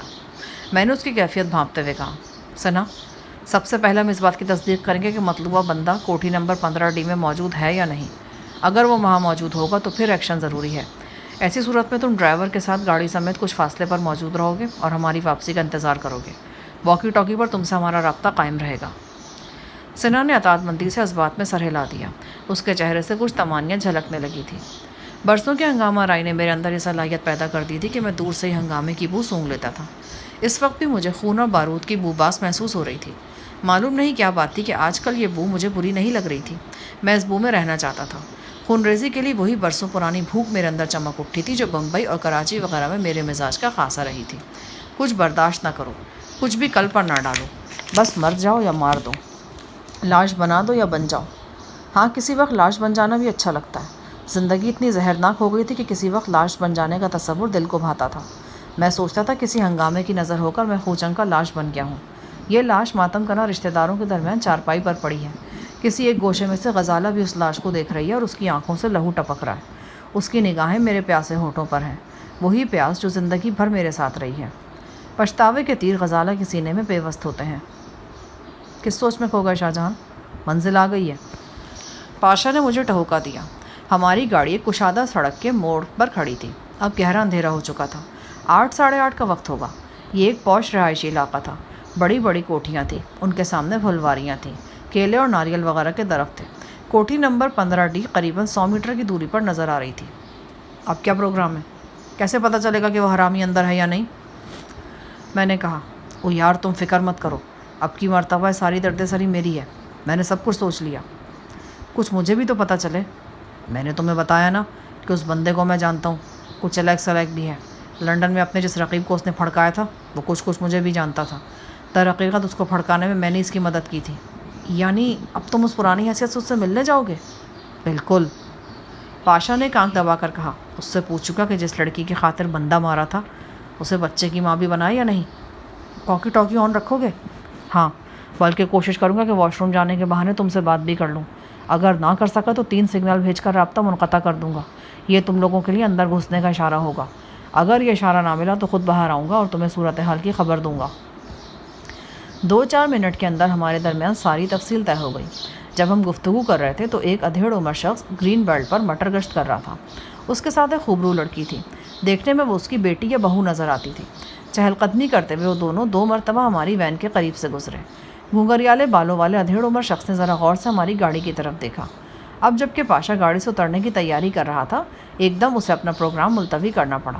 ایک نہایت لہیم شہیم باوردی گارڈ ہماری گاڑی کی طرف آیا۔ میں نے فوراً اندازہ لگا کہ گارڈ کو ہماری طرف بھیجنے والا وہی ادھیڑ عمر شخص ہے۔ گارڈ نے تفتیشی نظروں سے ہمیں گھورا۔ ہم نے اسلحہ چھپا لیا، لیکن تامل ٹائیگر کی رائفل کی نال نشست کے نیچے سے جھانک رہی تھی۔ تیز نگاہ والے گارڈ نے اس نال کو دیکھ لیا۔ اس کے ساتھ ہی اس کے چہرے کے تاثرات بدل گئے۔ اس سے پہلے کہ وہ حلق سے کوئی آواز نکالتا یا اپنی رائفل سیدھی کرنے کی جرات کرتا، میں نے لپک کر اس کی گردن دبوچ لی۔ اس نازک موقع پر ہم کسی طرح کے ہنگامہ آرائی افورڈ نہیں کر سکتے تھے۔ گارڈ نے مچھلی کی طرح تڑپ کر گرفت سے نکلنے کی کوشش کی، لیکن یہ کوئی آسان کام نہیں تھا۔ میرا بازو اس کی گردن پر بالکل فٹ بیٹھا تھا۔ بے شک گارڈ طاقتور تھا، لیکن وہ اس سے 5 گنا طاقتور بھی ہوتا تو بھی خود کو نہیں چھڑا سکتا تھا۔ میں نے مخصوص انداز میں دباؤ ڈالا تو وہ ترئی کی طرح میرے ہاتھوں میں لٹک گیا۔ پاشا نے جلدی سے اس کی رائفل تھام لی۔ تاریکی کا فائدہ اٹھاتے ہوئے ہم نے گارڈ کو گاڑی میں کھینچ لیا۔ پاشا نے کہا، میرا خیال اس بڈھے کو شک ہو گیا ہے، وہ ہماری طرف آ رہا ہے۔ آتا ہے تو آنے دو، میں نے بے ہوش گارڈ کو مزید اپنی طرف گھسیٹتے ہوئے کہا۔ چند سیکنڈ بعد گھنگریالے بالوں والا ادھیڑ عمر شخص گاڑی کے قریب پہنچ گیا۔ وہ شاید حیران تھا کہ اس کا گارڈ کہاں چلا گیا۔ ادھیڑ عمر نے نصف بازو کی شرٹ اور پتلون پہن رکھی تھی۔ مجھے شک گزرا کہ اس کا تعلق بھی شاید امارات سے ہے۔ اس نے ڈرے ڈرے انداز میں گاڑی کے اندر جھانکا۔ میں نے ماؤزر کا رخ اس کی کھوپڑی کی طرف کر دیا۔ خبردار، آواز نکالی تو ڈھیر ہو جاؤ گے۔ بوڑھے نے آنکھیں سکوڑ کر مجھے دیکھا، پھر چند سیکنڈ بعد اچانک اس کا خوف دہشت میں بدل گیا۔ مجھے یوں لگا جیسے اسے ہارٹ اٹیک ہو جائے گا اور وہ یہیں لہرا کر سڑک پر گر پڑے گا۔ تاہم دہشت کے شدید ریلے کے بعد اس نے خود کو سنبھالا اور میری طرف انگلی اٹھا کر بولا، تم شاہ جہان ہو؟ شاہ جہانی؟ میرے ہلکے سے میک اپ کے باوجود اس نے مجھے پہچانا تھا۔ اس کا مطلب یہ تھا کہ وہ میری شکل و صورت سے بہت اچھی طرح واقف تھا۔ تم کون ہو بڈھے؟ میں نے ماؤزر اس کی کھوپڑی سے ٹکاتے ہوئے کہا۔ بڈھا بولنا چاہ رہا تھا لیکن دہشت کی فراوانی سے بول نہیں پا رہا تھا۔ اب اس نے اپنے تنومند گارڈ کا بے حس جسم بھی دیکھ لیا۔ وہ کتنی دیر تک پھٹی پھٹی نظروں سے مجھے دیکھتا رہا، جیسے بڑی تیزی سے کسی نتیجے پر پہنچنے کی کوشش کر رہا ہو۔ پھر اس نے گاڑی کے دروازے کو تھامتے ہوئے کہا، میں شیخ واحد ہوں، ایاز میرا پوتا ہے، میں تم سے کچھ بات کرنا چاہتا ہوں۔ میرا اندازہ درست ثابت ہوا تھا کہ یہ درمیانے جسم کا بڈھا امارات سے تعلق رکھتا ہے۔ وہ خود کو ایاز کا دادا بتا رہا تھا اور عربی لہجے میں انگلش بول رہا تھا۔ اس کے لہجے میں آئی اور ٹی وغیرہ کو بالترتیب بے اور تے سے بدل دیا جاتا تھا۔ بوڑھے کی بات پر یقین نہ کرنے کی کوئی وجہ نہیں تھی۔ اب مجھے بھی کچھ یاد آ رہا تھا۔ میں نے یہ صورت دیکھی ہوئی تھی۔ شاید یہ انہی منحوس دنوں میں نے دیکھی تھی جب میری بہن شفتہ کے لیے امارات سے براتیوں کے نام پر اٹھائی گیروں کا ٹولہ لاہور آیا تھا۔ وہ بھیانک سازش غزالہ کی وجہ سے ناکام تو ہو گئی تھی، لیکن اس کے زخم ابھی تک میرے دل پر موجود تھے۔ یہ شخص ایاز کا دادا تھا اور ایاز نے اس گھناؤنی سازش میں دولہا کا روپ دھارا تھا، وہی ایاز جو اپنے مرحوم باپ کی طرح وائٹ مین کہلاتا تھا لیکن اصل میں بلیک مین تھا۔ کیا چاہتے ہو؟ میں اس خون خرابے کو روکنا چاہتا ہوں، میں اس کے لیے کچھ بھی کرنے کو تیار ہوں، کچھ بھی کرنے کو تیار ہوں میں۔ آخری الفاظ بولتے بولتے بوڑھے کا گلا رند گیا۔ میں نے چند لمحوں تک اس کا جائزہ لیا، پھر اس کی آنکھوں میں جھانکتے ہوئے کہا، کیا کہنا چاہتے ہو؟ بوڑھے نے خشک ہونٹوں پر زبان پھیری۔ میں تم سے اکیلے میں بات کرنا چاہوں گا، کیا تم مجھے 10 منٹ دے سکتے ہو؟ اگر تمہارے ذہن میں کوئی ہیر پھیر ہے تو وہ نکال دو، ورنہ بے موت مارے جاؤ گے۔ میں خدا کی قسم کھاتا ہوں، میں جھوٹ نہیں بول رہا، تم مجھے صرف 10 منٹ دے دو، میں تمہیں پوری طرح مطمئن کر دوں گا۔ یہ سامنے ہی ہماری کوٹھی کا گیٹ ہے، ہم انیکسی میں یا لان میں بیٹھ کر بات کر سکتے ہیں۔ نہیں، یہ نہیں ہو سکتا۔ اگر تمہیں کوئی بات کہنی ہے تو یہی کہو، اگر تنہائی چاہتے ہو تو میرے ساتھ ہی کچھ دیر کے لیے باہر چلے جاتے ہیں۔ بوڑھا شیخ واحد نیم رضامند نظر آنے لگا۔ میں نے دیکھا شیخ واحد کے ساتھ چہل قدمی کرنے والی خوبرو لڑکی کچھ فاصلے پر اسٹریٹ لائٹ کے نیچے کھڑی تھی۔ غالباً ابھی تک اسے صورتحال کی سنگینی کا احساس نہیں ہوا تھا۔ میں نے ماؤزر کا رخ ابھی تک شیخ واحد کی طرف کر رکھا تھا۔ وہ لڑکی جو تمہارے ساتھ ہے اسے بھی یہاں بلا لو۔ لیکن وہ میرا مطلب… تمہارا مطلب ہے کہ وہ واپس گھر چلی جائے اور ابھی تمہارے پوتے کے 2 درجن گارڈ یہاں پہنچ کر ہمیں گھیر لیں؟ بوڑھے نے ایک بار پھر خشک ہونٹوں پر زبان پھیری۔ پاشا نے تحکم سے کہا، سوچتا کیا ہے؟ اگر بات کر رہے ہیں تو اس لڑکی کو بلا، ورنہ ہم گھس رہے ہیں تیرے حرامی پوتے کی کوٹھی میں۔ بوڑھا پہلی دہشت زدہ تھا۔ پاشا کے لہجے نے اس کی رہی سہی ہمت بھی ختم کر دی۔ وہ چند قدم آگے گیا اور اس نے مری مری آواز میں لڑکی کو پکار کر گاڑی کے قریب بلا لیا۔ اس کے پکارنے کے انداز سے ہمیں پتہ چل گیا کہ لڑکی اس کی بہو یا بیٹی وغیرہ نہیں بلکہ بیوی ہے۔ شیوخ کے لیے ایک عام سی بات تھی۔ ہم نے امارات میں 75% شیخوں کے باجو میں ایسی ہی نوخیز کلیاں دیکھی تھیں۔ ان حسیناؤں میں سے زیادہ تر غیر ملکی ہوتی تھیں۔ وہ اپنے سے دگنی اور کبھی کبھی سیگنی عمر کے شوہروں کے پہلو میں بیٹھی تصویر حسرت بنی نظر آتی تھی۔ 2 منٹ بعد واحد اور اس کی بیوی اسٹیشن وین میں تھے، جبکہ پاشا اور سنہا وغیرہ کار سے باہر نکل کر کچھ فاصلے پر موجود ایک بیکری میں چلے گئے تھے۔ نوخیز کلی کا نام انیلا تھا۔ وہ لبنانی تھی، خوب گوری چٹی اور بلوری آنکھوں والی۔ اس کے مقابلے میں شیخ واحد بوڑھا ہونے کے علاوہ بھدا اور سانولا بھی تھا۔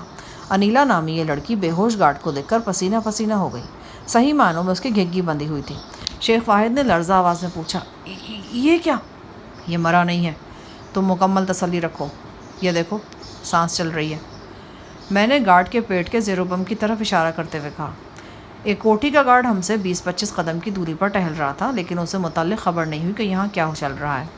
پاشا وغیرہ نے بیکری کے اندر سے اسٹیشن وین پر مکمل نگاہ رکھی تھی اور کسی بھی خطرے کی صورت میں میدان میں آنے کے لیے بالکل تیار تھے۔ ہاں کہو، کیا کہنا چاہتے تھے؟ میں کچھ نہیں چاہتا، میں بس اپنے پوتے کو بچانا چاہتا ہوں۔ وہ میری زندگی کا واحد سہارا ہے اور میں اچھی طرح جانتا ہوں کہ وہ تمہارے ساتھ لڑے گا اور مارا جائے گا۔ میں اچھی طرح جانتا ہوں۔ تمہیں اتنا یقین کیوں کہ وہ مارا جائے گا؟ یہ بھی تو ہو سکتا ہے کہ وہ مجھے مار دے اور تم سب کے سینے ٹھنڈے ہو جائیں۔ نہیں شاہ جہاں، ایسی باتیں مت کرو۔ میں تمہارے بارے میں بہت معلومات رکھتا ہوں۔ تمہارے سامنے وہ کل کا بچہ ہے، وہ تمہارے ساتھ دشمنی مول لینے کا اہل نہیں ہے۔ وہ نادان ہے، پاگل پن کا مظاہرہ کر رہا ہے۔ یقین کرو شاہ جہاں، میں اسے کئی ماہ سے سمجھانے کی کوشش کر رہا ہوں، دن رات اس کے ساتھ مغز مار رہا ہوں۔ میں اس کے دماغ میں یہ ڈالنے کی کوشش کر رہا ہوں کہ ہمیں عاصم کی دشمنی سے کچھ لینا دینا نہیں۔ ہر بندے کے اپنے مفاد ہوتے ہیں، عاصم کے بھی ہیں۔ ہمیں اس کی آگ میں نہیں جلنا چاہیے۔ یقین کرو شاہ جہاں، میرے خیالات امارات کے ان شیخوں سے بہت مختلف ہیں جو تمہارے ساتھ ٹکر لے رہے ہیں۔ میں یہ نہیں کہتا کہ میں تمہارا دوست ہوں یا مجھے تم سے ہمدردی ہے، لیکن میں یہ ضرور کہوں گا کہ تمہارے بارے میں میرے خیال وہ نہیں جو میرے عزیز و اقارب کے ہیں، اور اس سے بھی اہم بات یہ کہ میں اپنے بچے کی جان بچانا چاہتا ہوں۔ اس کی جان بچانے کے لیے تم کیا کر سکتے ہو؟ جو تم کہو، اگر میرے بس میں ہوا تو میں ضرور کروں گا، یہ میرا وعدہ ہے تم سے۔ بات وعدے وعید کی نہیں ہے، جو کچھ ہونا ہے ابھی ہونا ہے۔ تمہارا اندازہ درست ہے کہ ہم یہاں لڑنے مرنے کے ارادے سے پہنچے، اگلے 1-1.5 گھنٹے میں کچھ بھی ہو سکتا ہے۔ میں جانتا ہوں، مجھے سب پتہ ہے، شیخ واحد بن گوہر نے کہا۔ اس کی آنکھوں میں جیسے ابھی تک آج صبح کا منظر گھوم رہا تھا جب ایک وین میں موجود ایاز کے کارندوں کے پرخچے اڑے تھے۔ شاید وہ تصور کی نگاہ سے اپنے پوتے کو بھی ایسے ہی ہوا میں بکھرتے دیکھ رہا تھا۔ دیکھو شیخ، میں بات لمبی کرنے کا عادی نہیں ہوں، اور مختصر بات یہ کہ میں تمہارے پوتے کو اپنے ساتھ لے جانا چاہتا ہوں، ابھی اور اسی وقت۔ اس کے لیے مجھے 8-10 بندوں کا خون بھی کرنا پڑا نا تو میں تیار ہوں، اور اگر اپنی جان بھی دینی پڑی تو وہ بھی ہتھیلی پر ہے۔ تمہارے پوتے پر جو مصیبت آ رہی ہے وہ اسی صورت میں ٹل سکتی کہ اسے میرے سامنے سے ہٹا لو، اور اس سے پہلے بھی اس محترم خاتون کو بحفاظت سری لنکا پہنچاؤ جسے تمہارے پوتے نے حبس بھیجا میں رکھا ہے۔ میرا خیال ہے تم سمجھ گئے ہوگے، میں صالح باری کی والدہ ریاض کی بات کر رہا ہوں۔ شیخ کے چہرے پر رنگ سا کے گزر گیا۔ اس کے چہرے نے گواہی دی کہ ہمارا اندازہ درست ہے، باری کی والدہ ایاز کی ہی تحویل میں ہے۔ شیخ ایاز نے کچھ کہنے کے لیے منہ کھولا تو میں نے فوراً ٹوک دیا، نہیں شیخ جی، کوئی بہانہ بنانے کی کوشش مت کرنا، میرے پاس تمہیں قائل کرنے کے لیے زیادہ وقت نہیں ہے، مجھے بس ہاں یا نا میں جواب چاہیے۔ لیکن اگر میں کہتا ہوں منہ بند رکھو۔ میں نے جھنجھلا کر ماؤزر کی نال شیخ کے چہرے کی طرف کر دی۔ لڑکی کی آنکھیں خوف سے کچھ اور پھیل گئیں۔ پلیز نہیں، شیخ صاحب وہی کریں گے جو آپ کہیں گے۔ مجھے تو نہیں لگتا کہ یہ کرے گا۔ نہیں، یہ کریں گے۔ لڑکی نے ڈری ڈری نظروں سے اپنے بزرگ شوہر کی طرف دیکھا۔ شیخ تھوک نکل کر بولا، اوکے شاہ جہان، باری کی والدہ اگلے 24 گھنٹوں میں تمہارے بتائے ہوئے ایڈریس پر پہنچ جائے گی، یہ میری طرف سے گارنٹی ہے، اور یہ بھی گارنٹی ہے کہ امارات میں باری کے کسی عزیز کو کوئی نقصان نہیں پہنچے گا، اور یہ بھی گارنٹی ہے کہ ایاز آج کے بعد تمہارے سامنے نہیں آئے گا۔ آج کے بعد تم اسے نہیں دیکھو گے۔ بوڑھے شیخ کی آواز لرز رہی تھی اور جسم بھی لرزاں تھا۔ اگر اس کی خاندانی شان اور رعونت اسے اجازت دیتی تو عین ممکن تھا کہ وہ میرے پاؤں کو بھی ہاتھ لگا دیتا۔ یوں لگتا تھا کہ اس نے میری آنکھوں میں اپنے بیٹے کی موت جلی حروف میں پڑھ لی ہے۔ میں نے سگریٹ کا طویل کش لیتے ہوئے کہا، تمہاری بات مان لیتا ہوں، لیکن میری ایک شرط ہے۔ میں تمہاری ہر شرط بغیر سنے ماننے کو تیار ہوں۔ جب تک ریاض بحفاظت میرے پاس نہیں پہنچ جاتی تم میرے پاس رہو گے۔ یہ کیسے ہو سکتا ہے؟ یہ نہیں ہو سکتا شاہ جہان، میں تمہارے پاس رہوں گا تو کچھ بھی نہیں ہو سکے گا۔ مجھے اگلے 24 گھنٹوں میں کافی بھاگ دوڑ کرنی ہوگی، تبھی میں تمہاری شرطیں پوری کر سکوں گا۔ سب سے پہلے تو مجھے ایاز کو یہاں سے لے کر جانا ہے اور کسی ایسی جگہ پہنچانا ہے جہاں وہ تمہارے لیے کسی طرح کا کوئی مسئلہ پیدا نہ کر سکے۔ پھر ریاض کو بھی تم تک پہنچانے کے لیے مجھے انتظام کرنا ہوگا۔ اس کے علاوہ یہ تمہاری بیوی ہے؟ میں نے شیخ کی بات کاٹتے ہوئے پوچھا۔ اس نے اس بات میں سر ہلایا۔ لڑکی شرمندہ سی نظر آنے لگی۔ میں نے سنا ہے کہ شیخ اپنی کم عمر بیویوں سے خاصی محبت رکھتے ہیں۔ یقیناً تمہیں بھی اپنی پوتی کی عمر کی بیوی بہت پسند ہوگی۔ اگر تم ہمارے ساتھ نہیں رہنا چاہتے تو پھر اسے یہاں چھوڑ دو۔ میں تم سے وعدہ کرتا ہوں یہ ایسی حالت میں تمہیں ملے گی جس میں سے چھوڑ کر جاؤ گے۔ یہ کیسے ہو سکتا ہے؟ یہ تو ڈر کے مارے مر جائے گی۔ ابھی تو تم کہہ رہے تھے کہ تم میری شرط بغیر سنے ماننے کے لیے تیار ہو۔ اچانک شیخ نے میرے سامنے ہاتھ جوڑ دیے۔ میں تم سے درخواست کرتا ہوں، تم میری بات پہ بھروسہ کر کے یہاں سے چلے جاؤ۔ تم نے جو شرطیں عائد کی ہیں وہ میں کل تک ہر صورت پوری کر دوں گا۔ میں نے زندگی میں پہلی بار کسی شیخ کو عاجزی کی حالت میں دیکھا تھا۔ اس کی آنکھوں میں التجا کا رنگ بہت گہرا تھا۔ میں نے گہری سانس لیتے ہوئے کہا، ٹھیک ہے شیخ واحد، میں تیرے سفید بالوں کی حیا کر رہا ہوں۔ میں تمہیں 24 گھنٹے کا وقت دیتا ہوں، لیکن یہ مہلت بھی اس شکل میں ہوگی کہ ہمارے خلاف ایاز یا پولیس کی طرف سے کوئی کارروائی نہ ہو۔ اگر کہیں کوئی کارروائی ہو گئی تو پھر یہ معاہدہ ٹوٹ جائے گا۔ شیخ گڑ گڑایا، میں ایاز کی طرف سے پوری ضمانت دیتا ہوں، لیکن اگر پولیس نے کسی پہلے سے بنائے ہوئے پروگرام کے تحت کوئی کارروائی کی تو اس میں میرا قصور نہیں ہوگا۔ ہاں، لیکن میں وعدہ کرتا ہوں کہ اپنی طرف سے کوشش کروں گا کہ پولیس مہم جوئی نہ کرے۔ تم ایاز کی طرف سے تو بار بار ضمانت دے رہے ہو، مگر اپنی غنڈہ صفت پوتی کی طرف سے کوئی وعدہ نہیں کر رہے۔ فساد کی اصل جڑ تو وہی ہے۔ میں سمجھا نہیں۔ میں قوسیہ کی بات کر رہا ہوں۔ میں بڑی اچھی طرح جانتا ہوں کہ معاملات کو بھڑکانے والی وہی ہے۔ وہ سر جھکاتے ہوئے بولا، شاہ جہان، میں تم سے بالکل کھری کھری بات کر رہا ہوں اور وہی وعدہ کر رہا ہوں جسے پورا کرنا میرے بس میں ہے۔ قوسیہ کا معاملہ بالکل مختلف ہے۔ اس سے بات کرتے ہوئے تو اس کا بھائی عاصم بھی جھجکتا ہے۔ وہ کسی کے کہے میں نہیں ہے، وہ بالکل باغی اور خود سر لڑکی ہے۔ مجھے شیخ کی باتوں میں سچائی کی جھلک نظر آ رہی تھی۔ میں نے اس حوالے سے اس پر فی الحال زیادہ زور دینا مناسب نہیں سمجھا۔ ہمارے درمیان قریباً 15 منٹ مزید بات چیت ہوئی، پھر میں نے کچھ شرائط کے تحت شیخ اور اس کی نوخیز بیوی کو گاڑی سے اترنے کی اجازت دے دی۔ بے ہوش گارڈ ابھی تک نشستوں کے درمیان اوندھا پڑا تھا۔ اس کی طرف میاں بیوی میں سے کسی نے توجہ نہیں دی۔ در حقیقت دونوں کو اپنی جان کی پڑی ہوئی تھی، خاص طور سے لڑکی کو۔ اس نے بھی دنیا میں دیکھا ہی کیا تھا۔ وہ غالباً اپنی ضرورتوں کی زنجیر سے بندھ کر اس بڈھے کھوسٹ کے پلے بن گئی تھی اور اب ایک اچھی زندگی گزارنے کے لیے بڈھے کے مرنے کا